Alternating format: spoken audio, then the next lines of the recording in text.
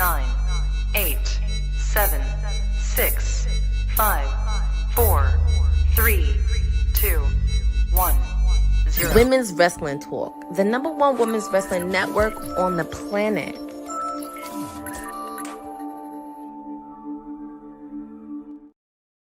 Oh, happy Monday, everybody.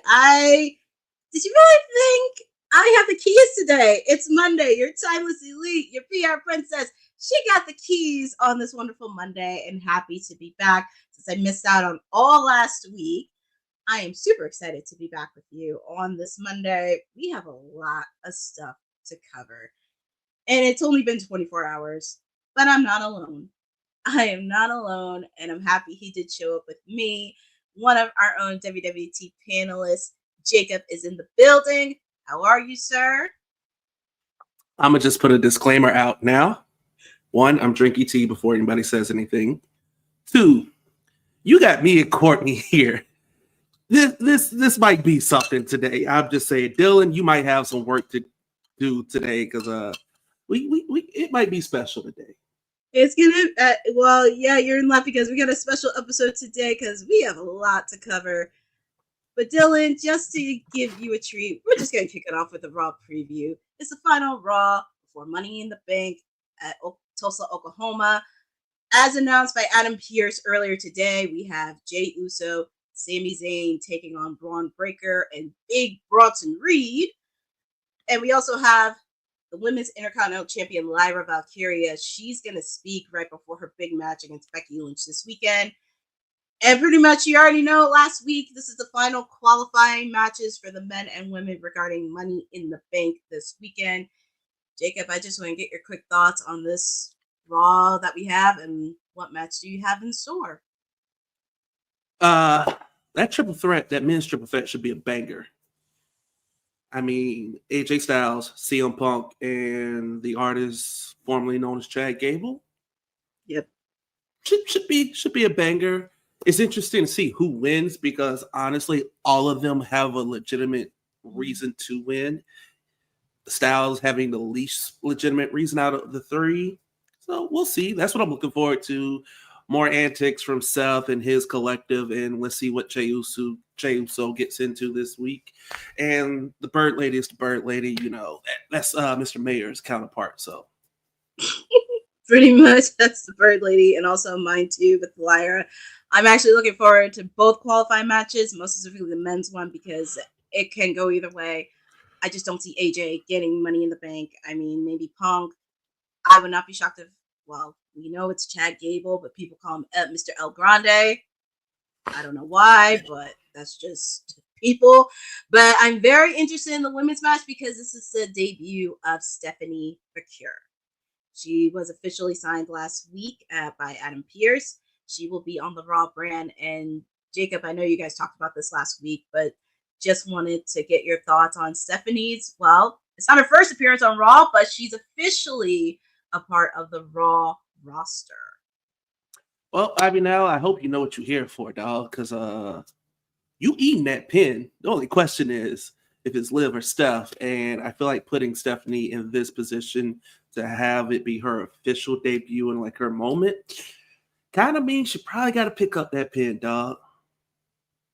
Like, well, Liv, you'll be all right. You've been in the title picture. Like, you just came back. Go defend your tag belts. We already know how I feel about tag belts and mid-cards being used and stuff like this. Indeed, there'll be a lot more to happen. I don't know if we're going to get a watch-along from Ced. He may not. We don't know. But you can catch it Raw tonight on Netflix at 8 p.m. tonight, and that is our Raw preview. But, of course, we got to get to the big news that happened 24 hours earlier. If you have not been following on social, if you've been following under a rock, R-Truth made an announcement in regards to his departure from WWE. This came as a shock on a Sunday of all days, and also everybody in the entire, not just WWE community, but everybody was in shock. A lot of people were frustrated. You guys kind of know the deal. And Jacob, I'm going to give you the floor on this because I know you have a lot to say. So, in every business, every aspect of life, there's just certain people that you just keep.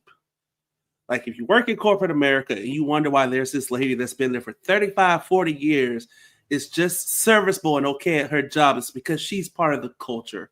She's what makes that place that place. Things that make this enjoyable. That's why you have janitors that are there for 40, 50 years. They could have been retired, but they make it feel like a home.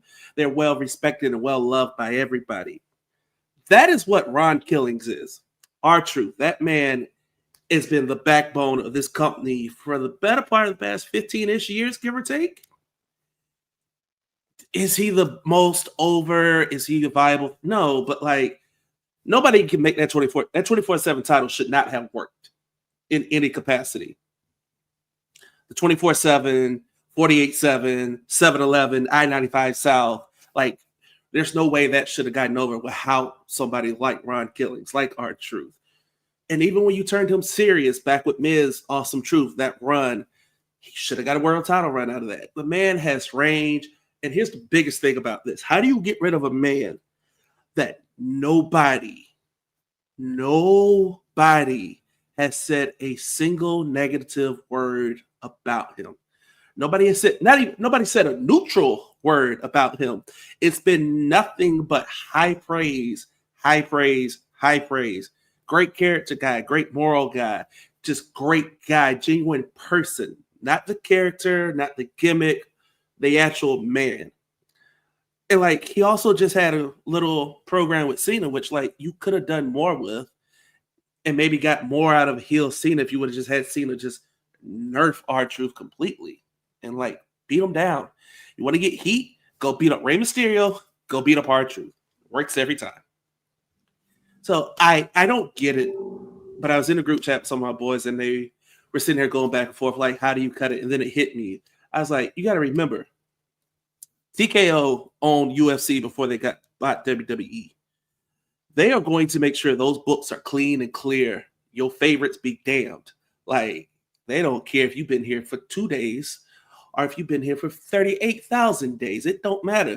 If that contract ain't worth it, you got to go. We don't care what merch you're moving. We don't care what you're doing. It's a business to them, and they're taking out some of the last strands of dignity that WWE has. And it sucks because TKO sees you just as a number on a book. We open it up. We got to balance it, clean up the roster. I think Jonathan Coachman made a tweet about this sucks. Like you can't get rid of somebody like Truth, but TKO just sees numbers and probably was.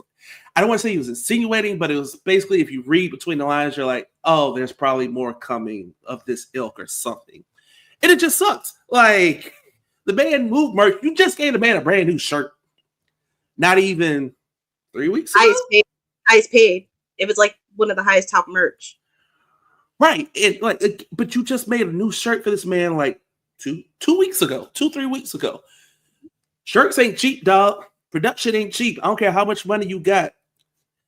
You can hot press these all you want, but like to take the time and to invest the money in this and then to tell the man on a Sunday, hey, like a random Sunday morning, hey, so Ron, how you doing today? Did you go to church today? You know, first Sunday, I don't know if you go to church, take your communion, whatnot, I don't know. But, you know, just Ron, you all right? You sitting home, you know, you had a good space. I just want to talk.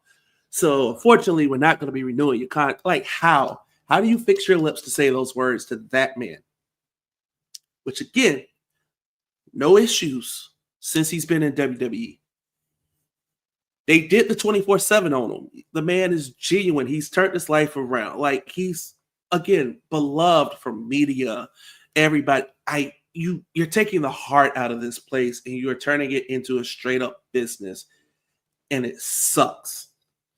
Like, had a feeling it was coming, but like, it sucks that this is the one. Like, you figure you would trim out some of the quote unquote fat elsewhere, but this just sucks. And like, for all y'all that want a fantasy book, oh, I've been seeing a bunch of, oh, he should go to AEW and he should just do a bit where he runs into former WWE people and he calls them by their old name and he's acting lost and confused. Like I say this every release. Can we just chill when people get released or their contracts don't get renewed?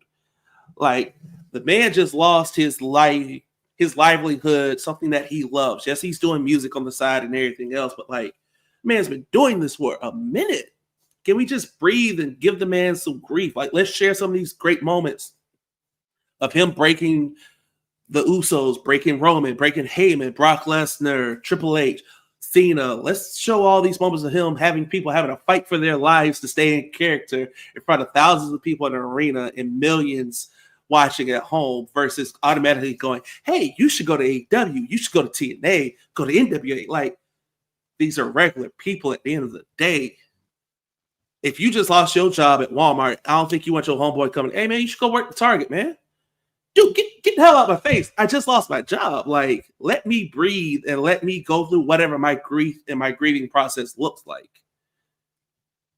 That's all I'm saying. And what did I see? Oh, Boza saying that age may have been a factor.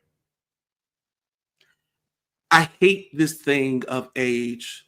I hate it when it comes to women where you're like, oh, she's getting up in her 30s. Half the men's roster is in their 40s plus.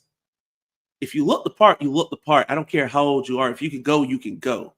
Like, let's get past the ageism. And also, he's 53. How many 53-year-olds you know look like that? Black don't crack, dog. Even taking the black don't crack out the equation. Minus his hairline. How many 53-year-olds you know look like that? The man is in great shape, could still go in the ring, clearly. And that's a man going in the ring that doesn't wrestle on a regular basis. There's no more house shows, really. So he's not taking bumps on house shows. You see, he might take a bump every couple months in a segment just because, but like, he ain't taking bumps on a regular basis to our knowledge. And this man still looks clean, crisp, and can cook.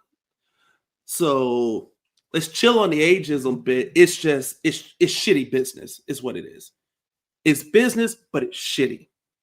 Because again, man's been here 17, 15 plus years, is in great shape, has been a model citizen, model employee.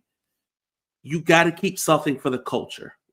You got to keep something for camaraderie.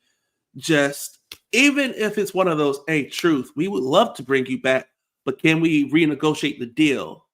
Again, we don't know all the details, but what it seems like is just like, hey, your deal expires on day X, and come day Y, we are not renewing it. So you are free to go on day X. I mean, it's beyond me.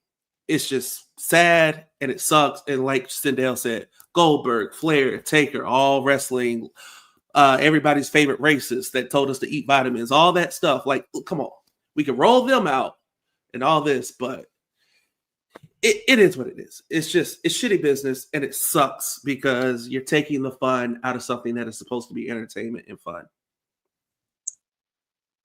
I'm actually going to look at this from a different lens on my forte in the PR world, because number one, this really sucks because you did it on a Sunday, of all days, on a Sunday, and especially where there is not that much to do, and especially with the crisis, and also with the fact too, you had him post on his socials.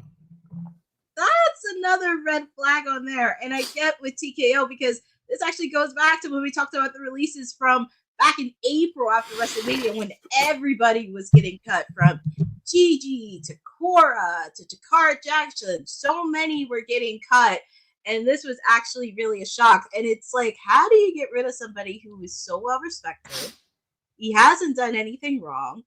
He looks good in shape in his 50s and can still go. If you saw SmackDown on Friday, where he was up against, I'm going to call him Jeff Cobb. I'm not going to call him from his name. I'm not going to call him that, because that's where he was known at. He can still go. And it really does suck, because I get, like, there is going to be a lot of shady business, especially with the TKO umbrella. I get you want to bring money in. I get you want to bring in sponsorships, but you can't treat every employee like a number. You got to treat them as they were a human being. And also with the fact too, he is human, and I would be pretty upset too if I lost my job and it's like, I don't want to like go to anywhere else. I don't want to go to AEW. I don't want to go to NWA. I don't want to go to TNA. I'm really shocked they didn't even offer him a Legends deal. that was very shocking to me. But there is a lot that's going to be pouring onto this story, I'm sure, in the coming weeks. And also, there have been a lot of people, everybody, like from Fightful to every single wrestling outlet, a lot of people are very upset.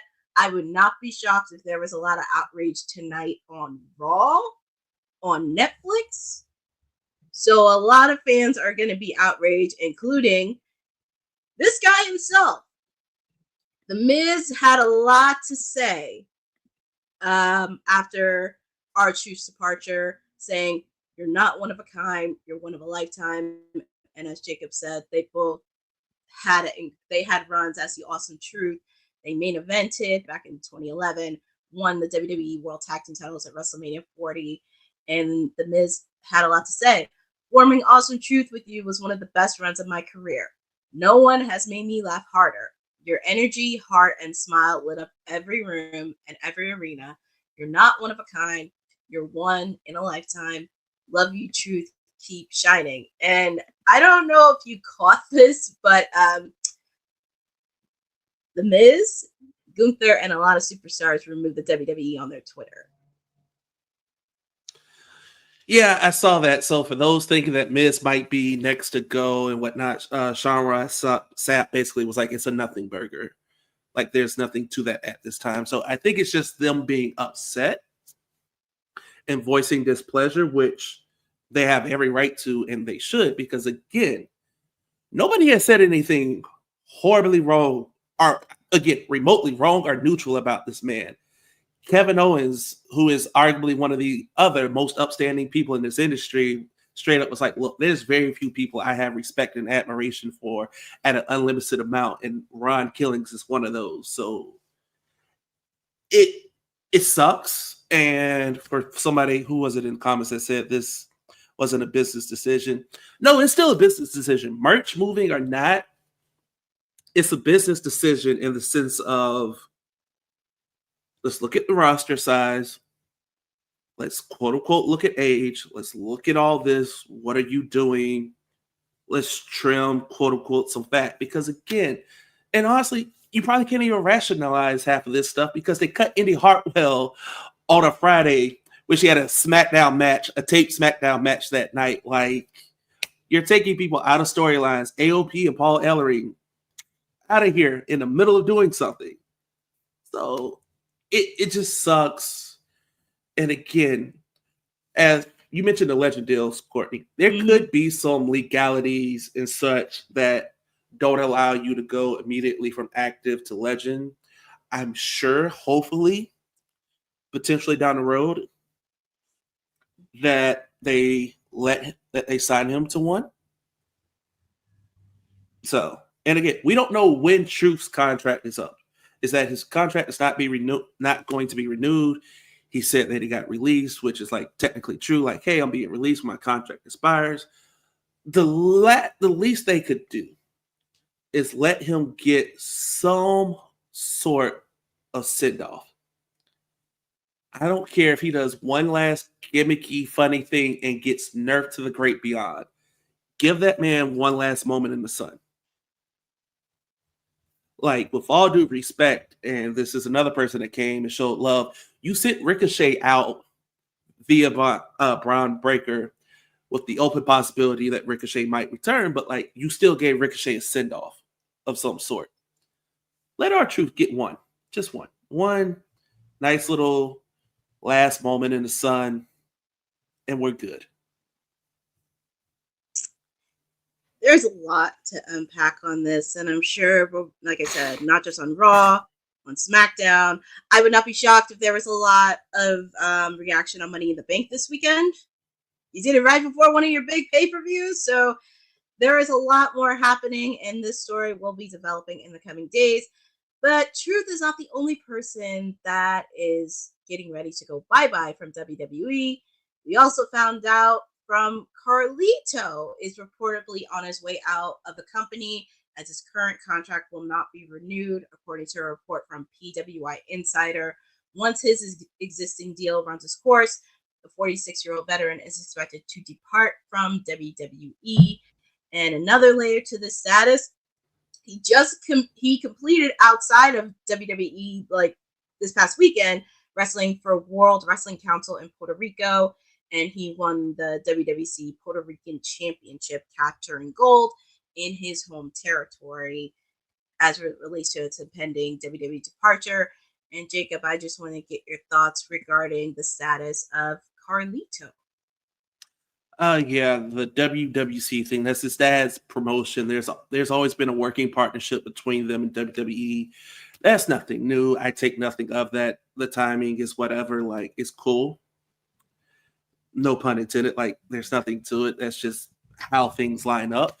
Carlito did put out a tweet himself, and it was pretty hilarious. He was like, talk to my lawyers. He was like, WWE wants me to pay back all the money that I allegedly have been stealing since I re-signed. And he's like, talk to my lawyers, and they said after watching me on Raw Netflix for the past few months, I should probably listen to him and pay all the money back. So he hears the jokes, he finds humor in it, he finds a way to have some lightness in this moment. And again, another solid person, another solid hand. We never thought we would get Carlito back in WWE. He came back in Puerto Rico, got the massive pop, got re-signed off of that, and had a pretty solid run in Judgment Day. It's not like he was just a full background character. He gave us some moments. He did the comedic bit perfectly, and he played his role. It was great utility player, did his job. It just sucks to see him go, but the flip side is, again, you can't keep everybody. It's just you have to be selective on who you keep. I feel like you could keep Carlito in some aspect. Maybe transition him to the PC if he wants to. Make him a coach. Give him some kind of deal. Change him into a producer deal, but still keep him around Judgment Day. Like, there's a million and one ways you want to keep it. You can keep him in. And, like, again, this isn't a money thing because you are literally making money hand over fist. Oh, look, they just made another $1 million just that quick. So, like, you're not hurting for money. It really sucks with the timing, similar to R-Truth with Carlito, because you don't hear nothing bad about him. He did give us a bit, and it was pretty funny. He tried to make humor of it, especially in one of the worst stage. You kind of have to put a little bit of humor in it. I guess we're not going to see a lot of development between him and Raquel on TV, but that's interesting enough. But definitely want to wish the best of luck to Carlito and R-Truth in their future endeavors.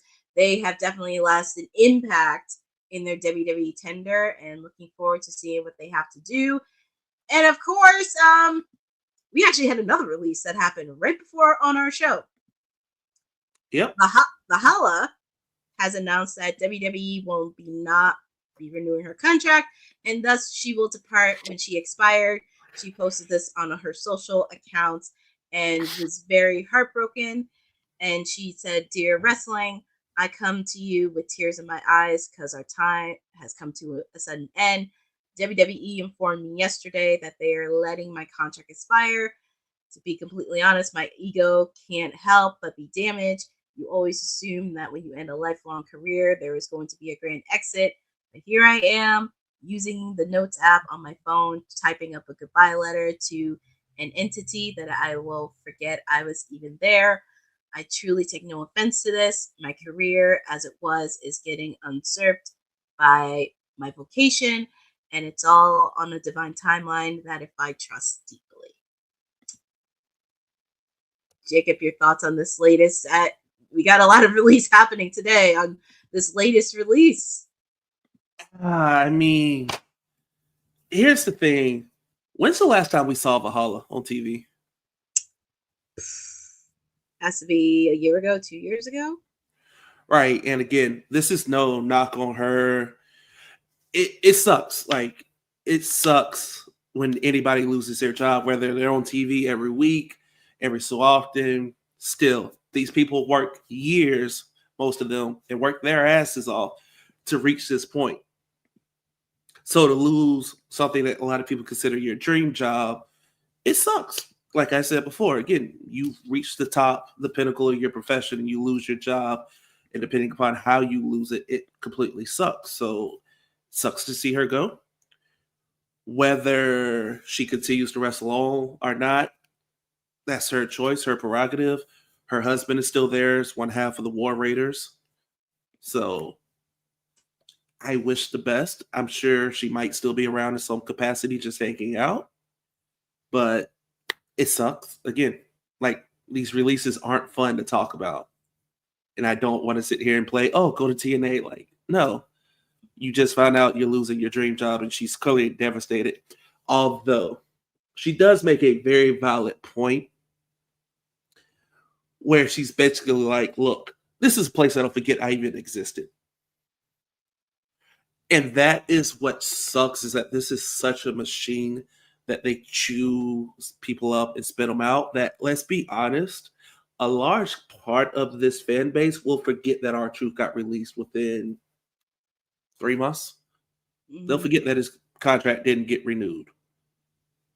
And, like, it sucks because it is such a machine that they can do things like this where in the moment, a lot of us are upset, but there's also a good chunk that will forget. There's going to be some of us that are still like, man, you know what would be great right now? An R-Truth bit. Like, you see Tozawa, you're like, R-Truth would be great right now.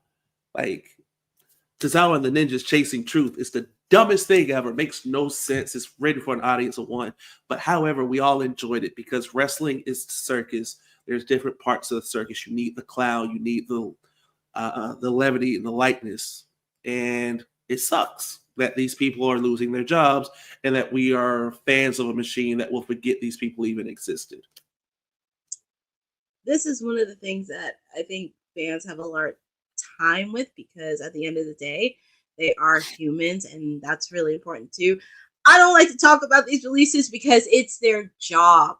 Doesn't matter what major promotion that they work for, but it is a job, and it just doesn't like to see it. And it's a possibility a lot of people will forget about R-Truth and Carlito in the coming months, probably later in the summer. But it does stink, especially with Valhalla. I don't like to see any news of anybody getting released, and just really just thinking, really soaking in that moment. And sooner or later, they're going to get back on their feet. And definitely Matt Cardona had the best advice, especially when he gave it to the latest releases that we have back in April. You could either sit and wallow, or you can reset, regroup, and just start over again. So whatever they want to do, we will be with them all the way, and hopefully we get to see success from them and wish them the betters of their future endeavors. Absolutely. And another person, now you're probably thinking, why this photo? Of course, Jade was one of the latest release, but this is actually about Roxanne Perez. Roxanne was talking with Joseph Stadawiski of the New York Post, and she actually spoke about Cora Jade's release, and of course that is her BFF. So just a little bit about what happened with Cora, saying, I absolutely love Cora so much, and yeah, we definitely talked about making it to the WWE together before we even made it, and being able to share all those memories that we were able to share together from our last NXT match. Being to tag with me was really cool, and I feel like when I look back at my NXT career, that kind of made me cry. I feel like when I look back at my NXT career, I just see Cora and how much she helped me, how much she helped me with my character work, and to be comfortable with who I am. My heel turn was close to us teaming up again together. So being able to do all of these promos with her and these backstages really brought out a different side of me, and a more comfortable side, and a side that I had never really shown to the world or the crowd before. So yeah, I absolutely love Cora. It's hard to do it without her now, but I know she's going to kill it in it, whatever she decides to do. I think everybody should keep an eye on Elia Black, because she's going to do some cool things. And Jacob, just to get a little bit thoughts of what Roxanne had some things to say about her BFF. I mean, she's got a point. Like, it's very rare when you dream of doing something, anything, at a high level. Like, all the kids, everybody growing up, oh man, I'm gonna make it to the league. I'm gonna go play baseball. I'm gonna go play football. I'm gonna make it big time. Yeah, man, I'm gonna be right there with you. And then by high school, you graduate, I'm going D1, you going D2, we'd have gone separate ways. To reach the pinnacle of a profession with a true best friend that you had from the bottom is such a rare thing. And to lose that best friend, actually, let me take that before I say it. To watch that best friend suffer multiple knee injuries and to watch her go through that in a fight like hell to get not only get back, but to get her spot back and get back to the top of the mountain, to be back there with you running and gunning. Like they just tagged at Stand and Deliver. Like we right here, besties, doing the thing that we thought was wild to do. And we're doing it at the highest level, the biggest weekend. And then a couple weeks later, your best friend is gone. Like, that's going to do something to you. While you're still here, you're still being featured prominently. So for her to come out and have these nice words about the artist formerly known as Cora Jade just shows that Roxanne is a real one, that she's like, hey, whether she's here or not, that's my dog. I'm always going to support her, speak highly of her. Hey, I got no, you need more people like Roxanne that's going to ride with you no matter what. Yeah, this is where I need Will here because this is his client, and I know he'll talk all about Roxanne. But Roxy and her, I recently just watched NXT and seeing the history between these two. It's no stranger that they love each other. Of course, they look up to CM Punk and AJ Lee as their mentors and their heroes. So seeing them kind of go up all the way together, teaming up together, of course, bickering with each other, and also having that special friend there just in your corner throughout everything, the good and the bad. But also at the same time, even with all these releases happening, that also creates a segue for people with LFG, Evolve, WWE ID, because there is a lot of talent that is ready to make that jump. But also it's really kind of thinking about it as well. And also, I didn't put this on here at the stories, but I know for the person formerly known as Cora Jade, as Boza mentioned, she was on the Ariel Helwani show today. And there was a lot of things that did happen because, of course, there was a lot of things about body shaming and everything else regarding her departure. And she kind of didn't hold back on any pulls to the punches. And Jacob, it looked like you wanted to say something regarding that interview she had today. Yeah. So she is roughly in her early 20s, correct? Yes. I am going to say this very delicately. What do you gain? One, let me just say this straight up. Joke or not a joke, male or female, especially as a male, what gives you the right to say anything remotely that can be construed as body shaming? Like, what gives you the right to feel like you can comment on another person's body?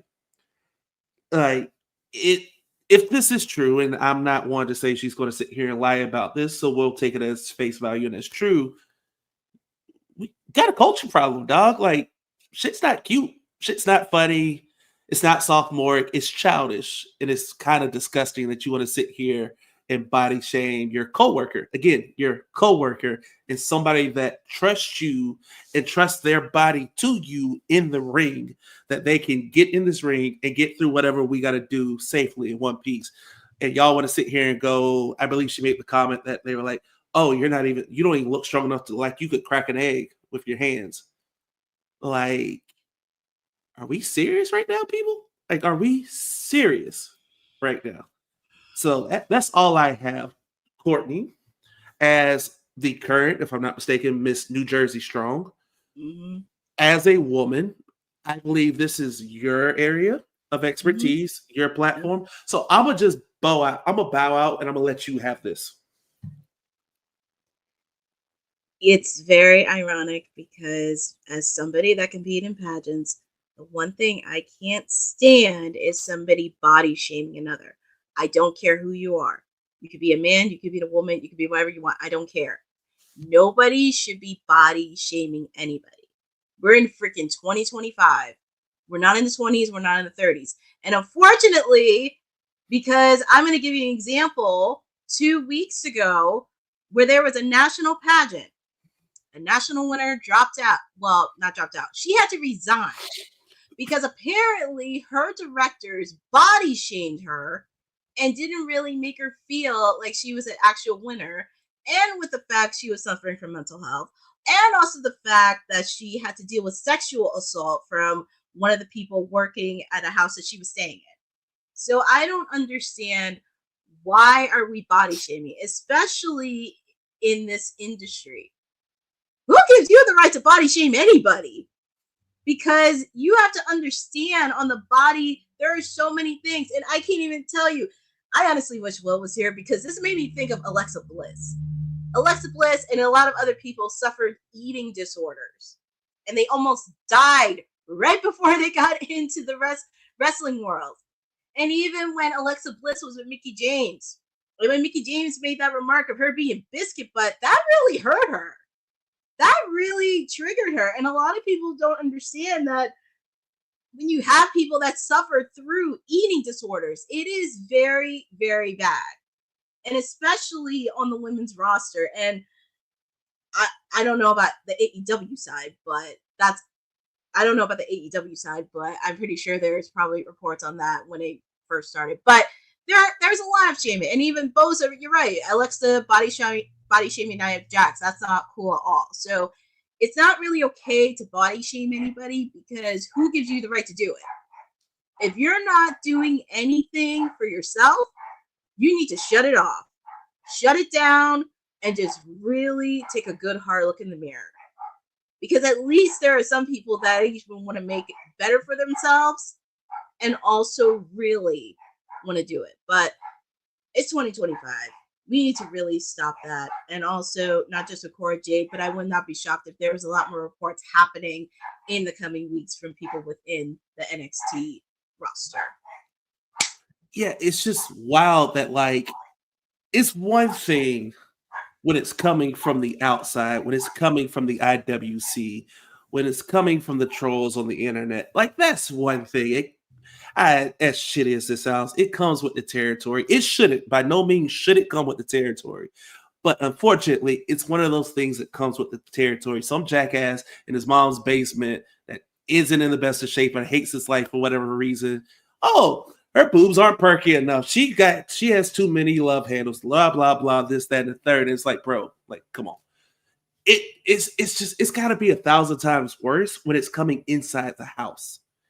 People you see every day, people you work with every day, people you trust every day, in a space that is meant to be accepting. I don't want to say necessarily inclusive, but accepting, welcoming, where, hey, we're all here for the same common goal. Yes, this is a competitive sport. Yes, I want your spot. Absolutely. But we're still here to get better and make each other better. So you body shaming me and trying to dim my light, is that really helping you? Like, we just have to be better. As fans, as people in the industry, we have to be better. Like, we need to progress as a society and as a culture and a collective. Yeah, indeed. I think that is something. And also with the fact, too, I go to a few independent shows that focus on, it's all women. So please be respectful to all the ladies, not just ladies, but everyone performing, because honestly, nobody wants to be body shamed. Nobody. But after we get to Cora Jade, we are switching over because an interesting milestone happened 11 years ago today. Photo says it all. 11 years ago today, the Shield came to an abrupt end. I mean, you guys kind of know the deal. Seth Rollins had the ultimate betrayal on Roman, Dean Ambrose, and he joined the Authority. Jacob, do you recall this moment, how you were feeling? And yeah, like seeing the transition from then to now with all three members of the Shield.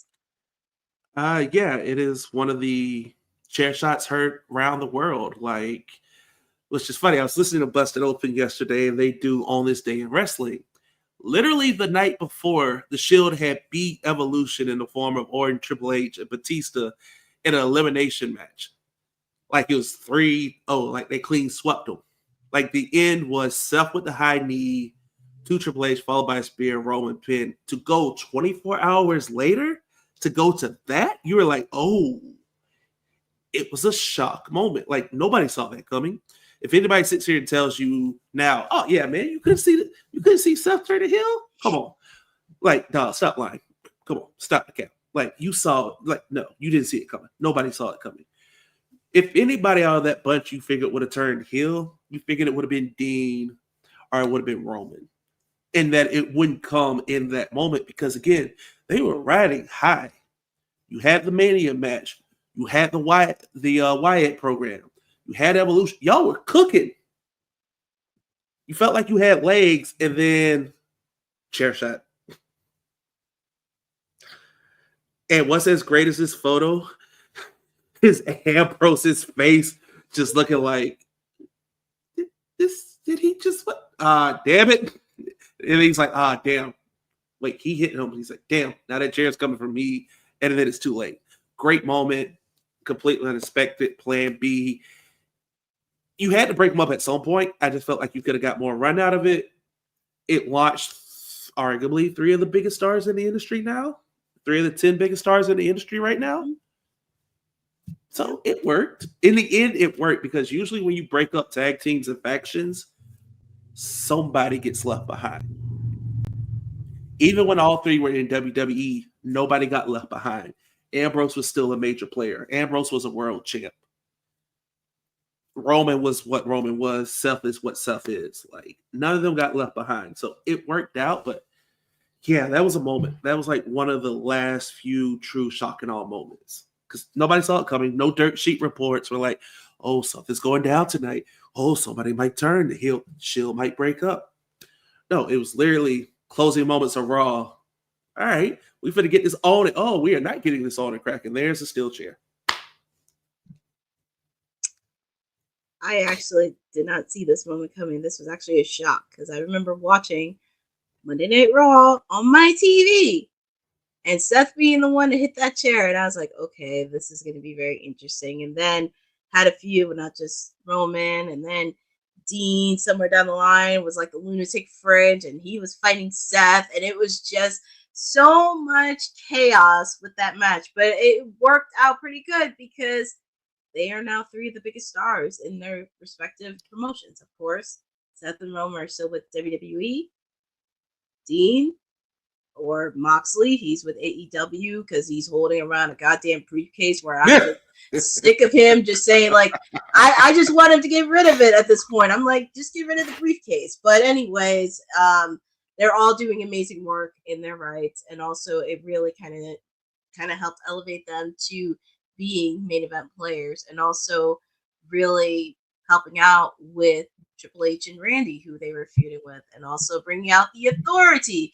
And then you had J&J Security with Seth, and that was also another thing too. But always good to have a remarkable moment of the breakup of the Shield. That photo pretty much says it all. Says it all what happened. Says it all. Yep. Says People it all. saying a lot. but also for this photo because there was a lot happened over the weekend. So the Judgment Day and CM Punk were at this event, obviously for Netflix, at the Tudum event. There was clips that were surfacing around with the Judgment Day, Rhea clashing with Liv Morgan. It was just a mess. But this photo in particular, because Anthony Bowens, one of my clients, was there. He was at the red carpet, obviously helping out promoting AEW, and this photo was taken courtesy of Fightful. This was actually a really good crossover. Very rarely we ever get those because sometimes they're behind closed doors and it gets a little bit messy.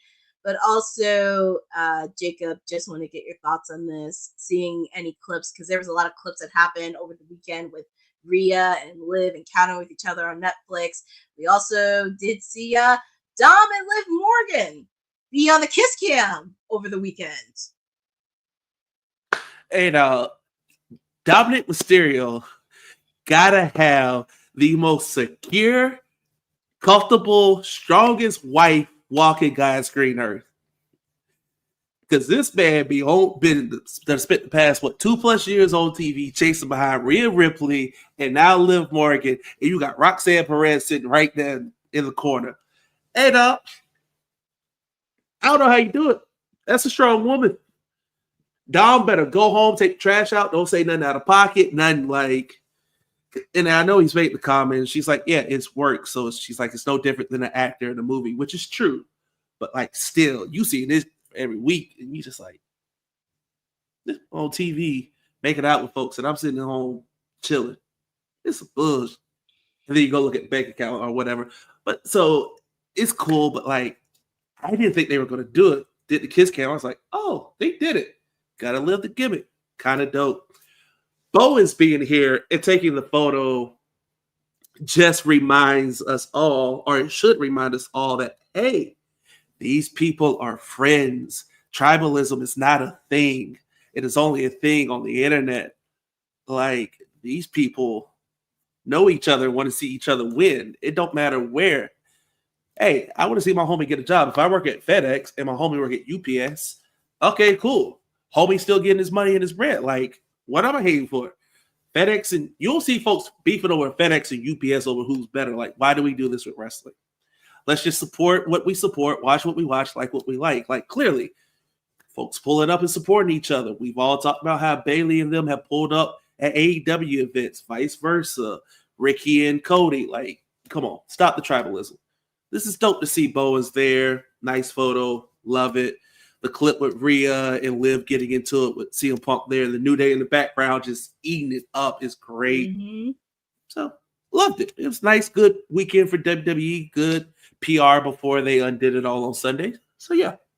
Yeah, they had to cover a lot of it up, but I will say, very happy for that. But also on the AEW front with one of my favorite people, Anthony Bowens. It's really nice for him to be out there. This is not his first rodeo. He's actually done red carpets before, which I'm not going to name names because Seth's not here, but he said a lot of things. But I will say he is doing his part on representing the brand in AEW. This is not his first rodeo. He's done red carpets before representing. So, and plus, as you said, they're all friends. They're all friends. They interact with each other. It's the people in the executive offices that are being petty. You have to remember that. It's people in the executive office. And why not? And plus, I'm pretty sure Anthony does have friends within the WWE space. And also, all of them want to be supportive of each other. Because like you said, Ricky, he supported Cody. Dustin supported his baby brother at WrestleMania. Like, as long as you don't show them on camera during the actual broadcast, like, I'm cool with it. Like, hey, what's up, man? Glad you came through. Like, cool. They're friends. It's life. Like, it's just the stupidest of things. It's one of those things, but I'm very happy. Well, I know for WWE, they're trying to do it because Raw's on Netflix. Obviously, they're going to be attending a lot of events similar to this, but yeah, go do it. And also, I hope Anthony does get a lot of opportunities because he is killing it outside. He's doing this. He was at the San Francisco Giants game a couple weeks ago. He was at a movie premiere a few weeks ago. So he is out there. He is out there promoting the brand, and very, very proud of him for that. Also, though, we're just sticking with WWE because earlier today, WWE and Slim Jim have extended their partnership. And a lot of reports are saying under this new deal, Slim Jim branding will be placed on the tables under the ring and will be the center ring sponsor during the episodes of Raw. Also, an updated report saying not just Raw, but NXT and also PLEs. And this branded table placement will create unforgettable moments when WWE superstars snap into a Slim Jim during matches. Jacob, your thoughts on this regarding the re-extended partnership of WWE and Slim Jim? I know Seth had interesting things to say, but I just want to get your thoughts on this. All right, so like, I'm a fan of boxing and MMA, so seeing ring sponsorship is nothing new. AEW did it at first with DraftKings, like you couldn't miss it. WCW did it back in the day. Like, I distinctly remember Halloween Havoc having Slim Jim logos all over the mat.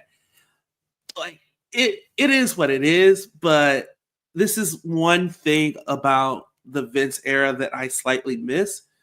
Vince was like, nah, keep that mat clean, keep it, to borrow the line from Gunther, keep it sacred.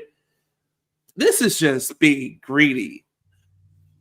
But if you go give me the money, I'm going to take it.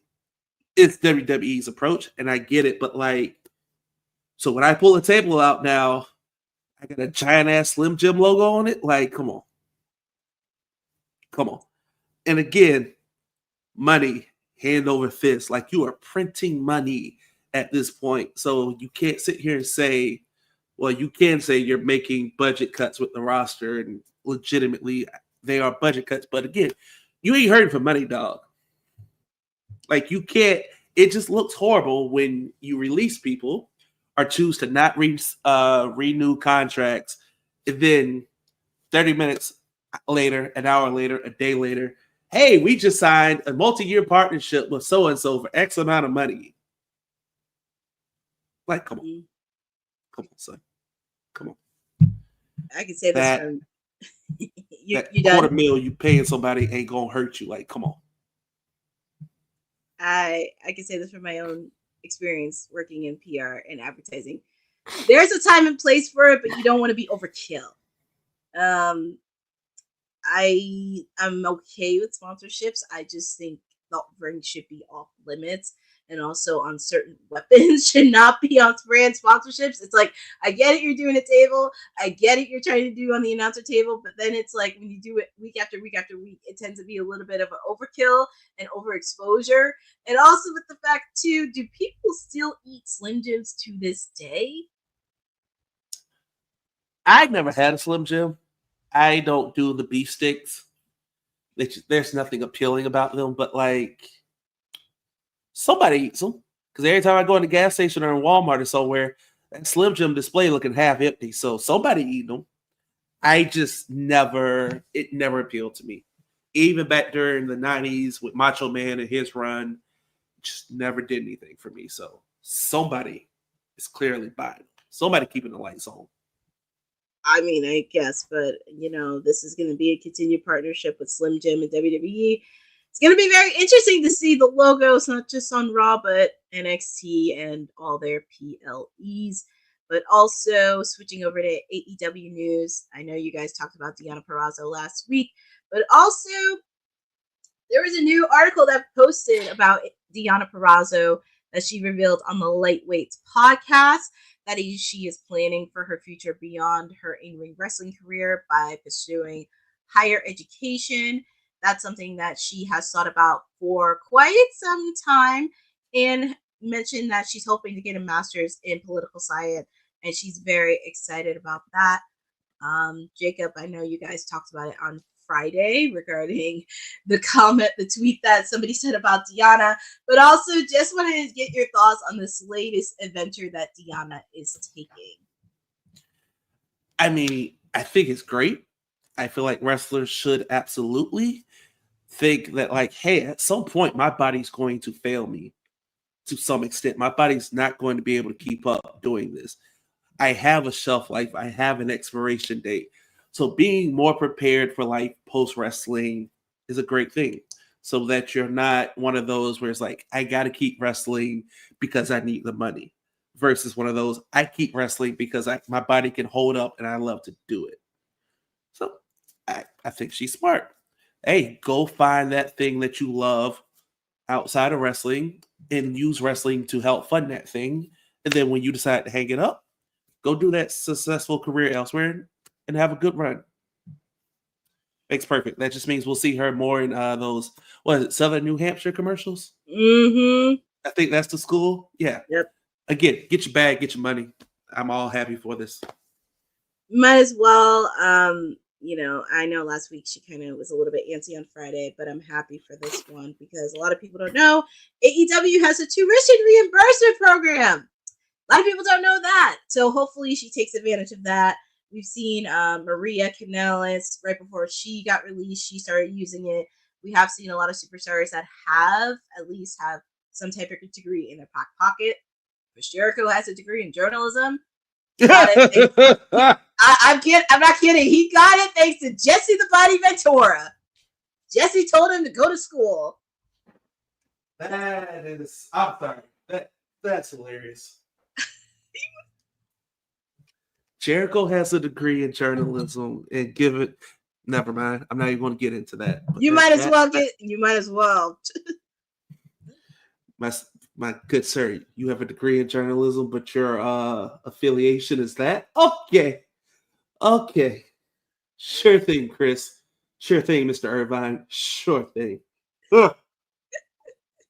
I mean, that is true. That's what he got under his pocket. That is something. But yeah, but it's nice to see some of the stars that are getting at least a back pocket in some of their degrees and like venturing out things outside of wrestling. A lot of them jumping out, not just in education, but also music, fashion, acting, just really branching out. And I do like to see a lot of this stuff from all the wrestlers, which is very nice to see their talents unfold.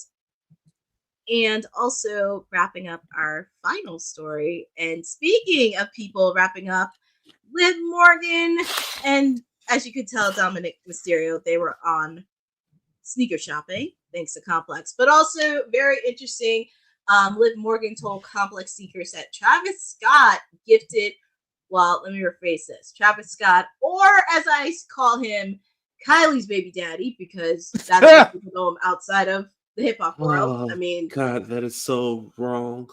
I mean, I hate to say it, but anyway. Oh no, it's a fact. It's just like, yeah, that is true.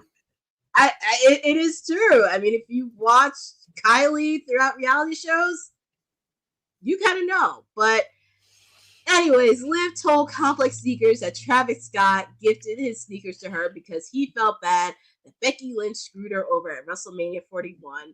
And said he felt so bad that I got screwed over at WrestleMania because, you know, I retired Becky Lynch. So I was not prepared for Becky Lynch to come back at WrestleMania. He felt so bad that I got screwed over that he like personally gave me these shoes. Yeah, it helped for sure. Morale went through the roof. I was like, he knows I'm so much better than Becky too. So I appreciate the thought. It was nice. And there's also a full interview with her and Dominic talking about the sneakers, but Jacob, since you're a sneaker enthusiast, I just wanted to get your thoughts, not just on comments from Liv Morgan, but also the latest venture these lovebirds took it on, sneaker shopping. Yeah, I literally just pulled up the clip because I was like, oh, where did they go? Because they normally take them to Flight Club, Stadium Goods, a few places that like sell resale shoes, have the highly sought after shoes. And I'm looking to see exactly how much they spent right to the end. $9,700 is what the two of them spent together. So not that much, because most people usually spend in about the 13 to 20 plus range. There's a few that really go over. And I'm looking at what they got. We got some Dunks. We got some Jordan 1 lows. Of course, we got the Travis Scotts. A couple pairs of Travis Scotts by Dom. Another pair of Travis Scotts for Liv. Some Adidas. All right. Decent little haul. They got some taste. Decent haul. They kept it reasonable. Decent haul. Good taste. We got some good taste. I'll watch the whole episode later and see what they looked at and, you know, some of the commentary. But overall, some good selections. But as far as the comments, I love that she stayed in character. I love that. That's great. Way to keep the character, keep the beef and the issue of her and Becky always going and simmering so you can easily run back to it. Not mad at it. Boza, 10,000 at shoe store. Boza, that's light work, Boza. That's light work. I promise you they could have dropped more. Shoes are about smooth. A good pair of Jordans is like $225, $230 right now before tax. Because I think Jay spent a lot more when he did sneaker shopping. He spent a lot more. Right. So like, again, if the shoe starts at $225 retail before tax, me paying secondhand is going to be outrageous, especially depending upon the size shoe you wear. Yeah. So $10,000 ain't nothing. Dom got it. So great. Love that Liv is staying in character. Liv is fully grown into this character of the annoying harlot that gets what she wants. Love it. I'm very happy for Liv Morgan. Not only for the fact she's from my home state, but just seeing her in character and just kind of winging it. Especially her and Dom are just playing this couple and just going with it, especially at a sneaker store. It's nice to see Liv Morgan do that. And also, I know somewhere down the line, she's going to face off with Becky somewhere in the future, and waiting for that to happen. But I'm really happy that these two are definitely getting opportunities between this, also doing Netflix, being on the Kiss Cam over the weekend. They've had a very, very, very busy weekend, and they will have a lot more to say in the coming days. But that pretty much wraps up our edition of WWT Live. I don't know if we're going to get a Monday Nightmare, but you are going to get Monday Night Raw tonight. Jacob, where can the people find you? Oh, yeah. You can find me over at anscape.com writing about shoes and other things in that realm. You can find me on Twitter at _JDella. You can find me on Instagram at where is my new contract in check, TK? I'm still waiting. You can also make sure you find and follow my other half, the counterpart, the man of 1,001 jobs, Mr. Mayor himself, Mr. Welton. Find him on the gram at cedistheanswer. Find him on Twitter at ced_says, that is CEDD_SAYS. And, you know, you might find him doing Monday Night Mayor. If you don't get to watch along, you might get the post show. Maybe. You may get a post show. People can find me chirping sporadically on WWT Live every Monday, Wednesday, and Friday. Wednesday, you get a special edition of Timeless Elite Wednesday because I will be going 4 hours of Dynamite and Collision. 4 hours. Is it back to back this week? Yeah. Why though? Why would you do that? Real quick, we got some time. Yeah, we got some time. Why would you do that? I have no idea. I guess this is supposed to be promoting a Fighter Fest. All right, so hold on. The NBA Finals start Thursday. Yes. On ABC. So I understand not running Collision on Thursday. You have Worlds Collide Saturday afternoon and then Money in the Bank Saturday night. So I understand not running Collision in its normal slot. Stanley Cup, I guess, starts Friday. Mm-hmm. Shit. Why not do a Sunday Collision? That would be really interesting. Why not take it back to the old school TBS days and run some Sunday wrestling? Take it back to the NWA. Run some Sunday wrestling. They should. Nice 6:05 start time on TBS TNT. 6:05 on a Sunday. Actually, I got to look at the NBA final schedule, but if you could run that like 6:05 Eastern, 5:05, run it where that way you're wrapping up as the finals are about to tip off. It'd be perfect. It's a Sunday in June. It's a Sunday afternoon, early evening in June. Ain't no football. I don't give a damn about baseball. Sunday night baseball ain't finna start yet anyway. You gonna have the WNBA, which I'll be watching, but like that's your only sports competition. There's no Masters. There's no horse race because the horse race would be on Saturday if there was one. There's no major golf tournament. Like I said, there's nothing major in soccer. I don't think there's an F1 race, and those are usually in the morning because they're overseas. So why not just throw it back, go completely old school? Tony Khan loves to do a special, love to do a theme show. Why not, man? Give me some Sunday afternoon wrestling for the old days. Come on. Pull up the grandma house and she got that Sunday afternoon wrestling on. Come on. One time. Come on, Tony. I wouldn't mind seeing Bossman do that, but speaking of bosses, he wanted to show up in his early presence. We have one of our wonderful officials, our mayor, said. How's everybody doing on this Monday? I just came to hop on real quick, give y'all little intel onto this Monday Night Raw watch along. Meaning, I'm telling you right now up front, it's going to be a post show. Called it. Don't show up at 5 p.m. expecting to watch me watch wrestling. It will be a post show. The mayor has had a long work day, and the mayor has to go to the Iron Paradise now. But that is all. Did y'all discuss? What do you mean? Jacob called it whatever. whatever. You guys know this about me already. I don't abide by your rules. Like, well, I wanted to get your thoughts because we did talk about some of the releases that happened, and just wanted to get your thoughts regarding not just Carlito but also R-Truth, since it did happen 24 hours later. so very somber Sunday, I will say. And now we know about Valhalla today too, which that's, and I'm not trying to be insensitive. It does suck, but that is something that we don't really see Valhalla on television or in action. I think last time she was scheduled, I think I last for like a speed challenge. The R-Truth one is dumbfounding because you could have done so much more with him going against John Cena if like he put his career on the line, things like that. It's like somebody backstage that you feel is kind of untouchable. But what stuck out to me was the universal response. Like we see releases and everybody like is angry, stuff like that. The performers came out in droves, shocked, disappointed, sending their love and adornment of Ron. And it's like, that was beautiful to see because it shows it's a decision that probably is not in the best interest of the company. Now, some people want to like, I guess, like future book in their minds. Like, oh yeah, Ron was making this amount of money and he'll be on a Legends deal really soon. The thing that bothers a lot of people with WWE that are fans is like, did you really need to do this? Were you really hurting for who you are, how much you're paying him for what he gives you as far as moments, backstage segments, things like that? And this is the part of TKO, which is going to run into a problem. It's like where you don't get live shows. So these people can kind of, in a roundabout way, earn their keep.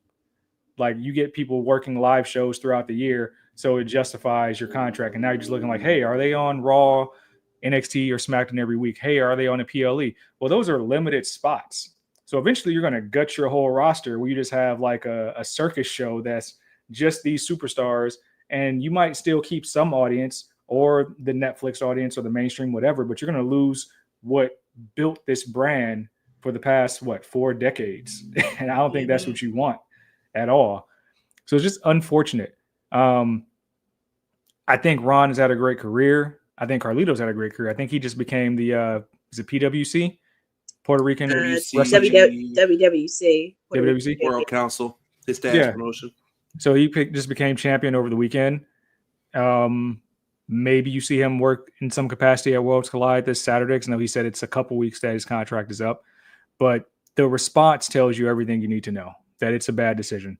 And it's a decision that whether it's TKO, whether it's Triple H, whoever it is, it's like at some point you got to start listening to the pulse. And the pulse is your audience. The pulse is the fans. And people were not happy with the way WrestleMania was. People are not happy with the idea of WrestleMania having a residency at Vegas. It's like, who are you trying to alienate? You're alienating the very people that you want to pay you. Like eventually it's going to dry up. And I'll be the first one to say it. Y'all ain't the only game in town. That Double or Nothing, best show I've been to in the past year. And that's saying a lot as somebody who doesn't watch the product religiously. That was a fun wrestling show to attend. So at some point they got to figure it out. And at some point they got to listen to their audience, because the audience is the voice that you want to please. But Ron getting let go, it don't sit right with me. It don't sit right with me. I think he'll be on Raw tonight. I think, I don't know what the official date is, but it just doesn't sit right with me. I think there's a lot that's going to be, and Jacob and I were talking about this earlier. I would not be surprised if there was a lot of fans that kind of rioted out in the arena regarding R-Truth, not just on Raw, but SmackDown, Money in the Bank this weekend, especially right before one of your big PLEs happening this weekend. Also with that too, he was beloved by everybody. R-Truth was beloved by everybody. You never heard a bad thing or a bad peep about him. And also, little tip, and this is where my PR brain comes in regarding influencers. If you're gonna hire influencers, at least let them know about the product. Let them know about the wrestling product. Don't invite them just because of their likes and their. I get you want to get engagement, content, or whatever, but at least let them know about the product, and then at least let them know at least about the superstars. because I didn't say this on the last one. I can't tell you how many times where I've seen influencers and they probably don't know who Cody Rhodes is. Sadly. But You mean that's you don't something. want Tom Segura showing up on Raw after he just dumped all over wrestling fans like a year ago? Yeah. Is that what you're saying? Yep. Said it last week. That's something you have to really think about. But Sad, I just want to get your thoughts regarding Raw tonight because there was a few matches that Adam Pearce announced earlier today. Listen, and this is the part of the reason we're gonna have a post show as opposed to a watch along, because the mayor wants to enjoy this when he watches it. He want to kick his feet up, grab a bowl of nachos, and enjoy himself. And this match is gonna be cool, but La Primera is on my brand now. Okay, La Primera is Monday Night Mayor, and that's what I'm looking forward to. Liv Morgan, Ivy Now, Stephanie Vacour. It's a shame we know who's going to eat the pin here. It's a shame. But I'm telling you right now, if we get, and me and the councilman talked about this last week, if Stephanie Vacour is on the Worlds Collide show and the Money in the Bank show, I don't know what I'm going to say the following Monday if we have a watch along for Money in the Bank. I don't know. But it's going to be very vulgar to the rest of the women's division. It's going to be very vulgar. I'm going to say some mean shit because that woman is working. CM Punk, AJ Styles, Grande Americano. I think everybody's expecting CM Punk to go into that match. So these are our qualifiers tonight for Monday Night Raw. I think it'll be very telling who wins the women's match. I think Liv has a strong chance, but Stephanie's the hottest act in the game outside of Mercedes Moné. I think people expect Punk to win, but since Chad is on Worlds Collide, I wouldn't be surprised if El Grande Americano wins. I'm not going to lie to you. And then we're pushing the storyline with that tag match. I believe it was Sami Zayn and Braun Breaker and Bronson Reed versus Sami Zayn and the Yeet Man. We're still doing this thing until Roman eventually comes back. But I expect somebody to get tsunami'd. I expect that tonight. And then, of course, we're going to hear from Lyra Valkyria in her match coming up this weekend, Money in the Bank. The third go-around that she'll take on Becky Lynch go around taking on Becky Lynch. Second time she's defending the title against her. And Lyra's had some great promos the past few weeks. Strong work out of her. We're not doing predictions yet, but I can't see her leaving with the championship after this weekend. I just can't see it. But strong Monday Night Raw. And for me, it's headlined by Stephanie Vacour joining the brand. They needed that. They really needed that for the women's division. Yeah. I was like thinking. I had to think about it, and then I was like, all right, who all do they have on that roster that's worth? That's the thing. I feel like I don't like Stephanie leaving NXT, but I get it. It's like she's so hot right now. You can just plug her in anywhere, and it's must see. It's must see. For the women in the back who's not really doing much right now, she can help elevate programs with them or at least get them on TV. I hope they don't hotshot the EO thing early, but if you want to do a program with EO and remind us that she's our champion, there you go. Yeah, that's what I'm sitting here thinking. Also, yeah, where has EO been? I mean, the only time we saw her was backstage last week with Kairi Sane.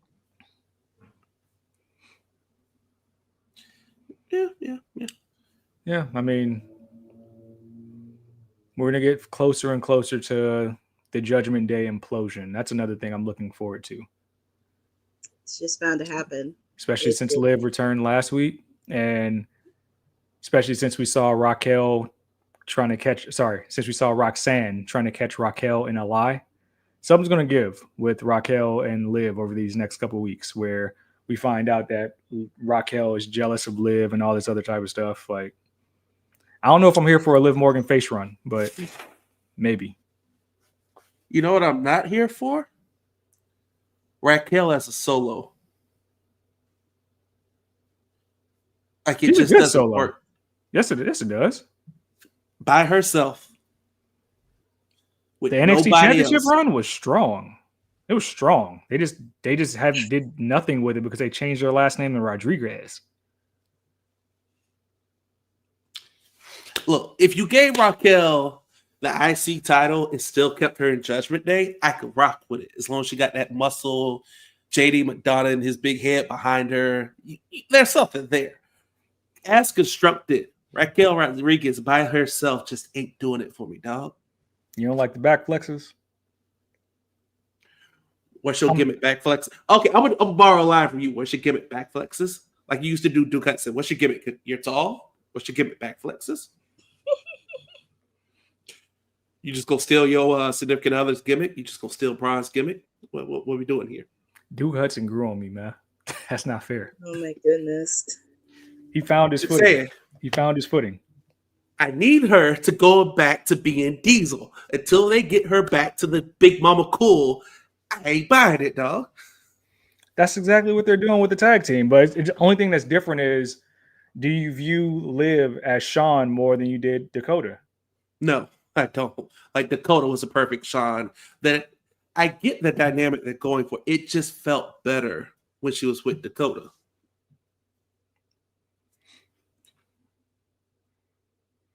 Yeah. The thing that's gonna, and then Councilman may or may not like this, I think they're going to replace Liv with Roxanne for a while, since they were a tandem for a bit in an NXT space. Yeah, not horrible. Yeah, not horrible. It could work.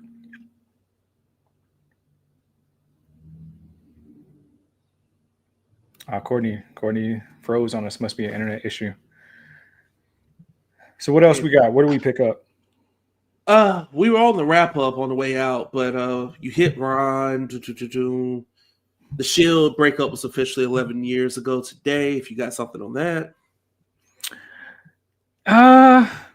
We've done so many like ad nauseum Shield conversation debates. I mean, it's cool. I don't think they'll reference it on TV unless they do the thing where we're just referencing 2 out of the 3 members because Mox's been all around the world.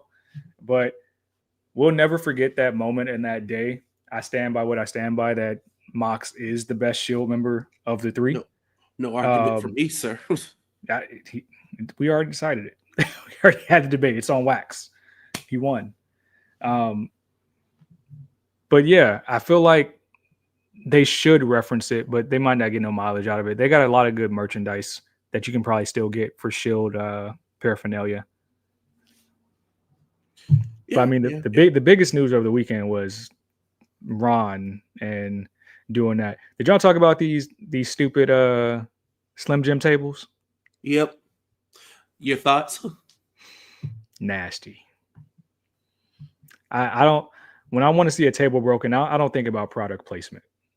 I don't know why we're painting the tables just to destroy them. I don't get why I would crave a Slim Jim in that moment. I literally said that this is one of the only maybe few times where I miss Vincent Kennedy McMahon, because Vince would never allow this to happen. No. Eventually we're going to be like Brandon the kendo sticks with who knows what, but it just doesn't make sense. But that's what, if anything shows you from this weekend, we know this is the era of let's try to catch all the coins we can, because they might have like replicas of those tables being showed with that being sold with like action figures and stuff like that. That's all it is. Like, hey, how can we make more toys and make more money? I don't want that. But then the product is gonna overkill. Yeah, that's pretty much product overkill. That's why Monday Night Raw needs a lot premiere, and I hope Booker T jump in the transfer portal too. I mean, that's fine. I watch Raw mute half the time anyway, so that works. Who's on? No, it's McAfee. Yeah, he's wrapping up. He should be wrapping up soon because college football will be starting. I would say I can get behind Wade Barrett doing Devil's Kiss and like his accent. I might be here for that. Yeah, because Joe Tessitore has to stay on SmackDown. We'll see. Oh, here's one last thing we didn't touch before we get up out of here. El Hijo del Vikingo picked up the AAA Mega Championship that we all knew was going to happen, and apparently fans in the arena weren't thrilled about it. So, it looks like the Alberto El Patron Del Rio, whatever you want to call him, it looks like that might not be a thing. No. Thoughts? No. I don't think it ever was going to be a thing. And I think everything that's happened with him inside of this country that was very public, things that he got outed for, they would never be able to touch him again, unfortunately. Or fortunately for some people. But I know he's been that champion for some time. But I think once they acquired the company, I think that was something they already knew in mind, that they were going to move in a different direction from El Patron. I'm not surprised he won the belt with the fact that Worlds Collided this weekend, because I believe he's facing off against Chad Gable this weekend. Yep. So I'm not surprised he did win the belt. And I think with all the skeletons Alberto had, it just makes a lot more sense. But, I mean, it's good for him. Hopefully that builds up with his match with Chad this weekend, and we shall see. Just like, yeah, we'll get those predictions later on in the week, but Big Grande gonna have that title soon enough. Soon enough. Oh God, that is nasty work. Oh it is, God. but I book it. Oh book God. it. And you can't, and you know what? It's nasty, but you can't be mad when you got the AAA title on like Monday Night Raw every week on Netflix. It's just gonna be cross promotion. So it's gonna happen. Yeah, but you know, the rule then becomes it's all publicity, good publicity. Like everybody says all publicity is good, but is it really? And what? No, Mosley? not all of it. We can't champ Big Grande. We're gonna champ Big Grande. Oh Lord. Give him the money in the bank too. In the bank. If El Grande, if he wins that briefcase, y'all wouldn't be mad at that. Don't do that. Let's think about this. If El Grande gets the Speed title, the AAA title, and or Money in the Bank before Chad Gable gets a significant singles push, same man or not, like two different people. One is undefeated at WrestleMania. Two different people. So is Michael Cole. What's your point? Cactus Jack, Dude Love, Mankind, three different people. Three different character arcs. Nasty work is what this is. I want to see it. Of course you do. Some people just want to see the world burn. That's you. That's me. Yeah. Yeah, you. That's me. This normally me, but this is I'm you. here for the chaos. I'm here for it. Yeah, you want to see El Grande. Mm-hmm. But Matter of fact, give me a Stephanie and Big Grande interaction tonight, and you'll make my night. Oh my goodness. Oh, she go backstage, see Big Grande, and start speaking Spanish, and he don't know what to say back in return. Yep. Yeah, it's really funny. He hasn't even spoken yet since El Grande's came in there. I have never heard that man speak. Wonder why. See, the character got miles, man. We can get miles out of this. Just don't put the character in Mexico for safety reasons, but we can get miles out of it. Oh no, you want to get miles? Take go to Mexico. No, let's get all the mileage out of this. You want to go there? Let's do it. Oh my God, I can imagine the audience. Take him to Mexico and bill him from the Gulf of America like you used to, and watch the place riot. If we go burn it down, let's just burn it down. Nah, we're not playing with the tails and all that. Nah. That would turn into chaos. But is there any other stories you guys want to talk about or miss before we get out of here? Nah, I think we don't got to get into this, Boza. But I mean, you want to make me a wager? Like that's guaranteed.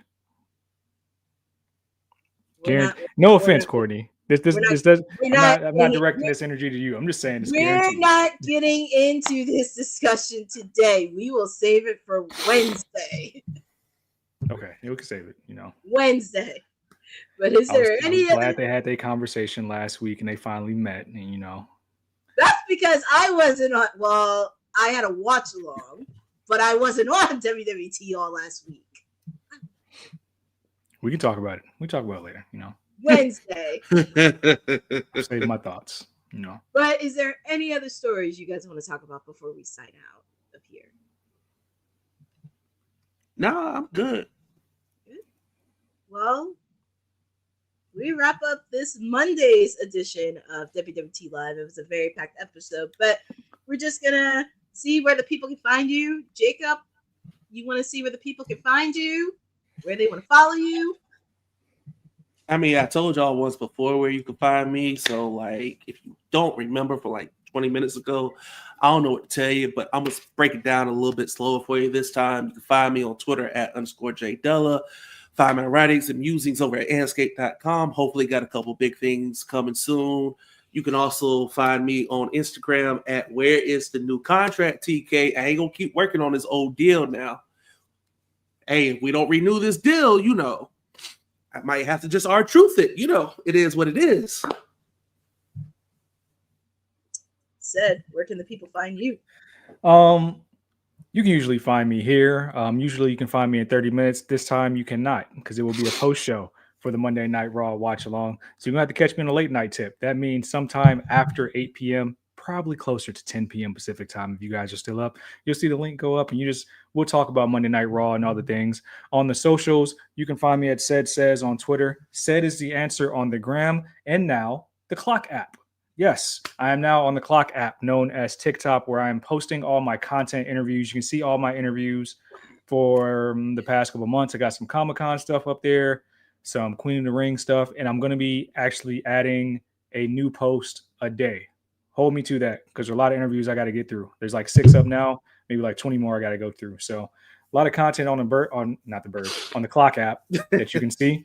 And then, of course, here at WWT, support our creators here, support all our panelists. Follow the homie Scoofiest for the artwork. I'm still trying to give away this art. So if y'all hitting TK up, say something in the chat. Let me know so I can get you guys this greatest tag teams piece artwork, so you guys can frame that in your lovely homes. But that is where you can find me in all these places and spaces.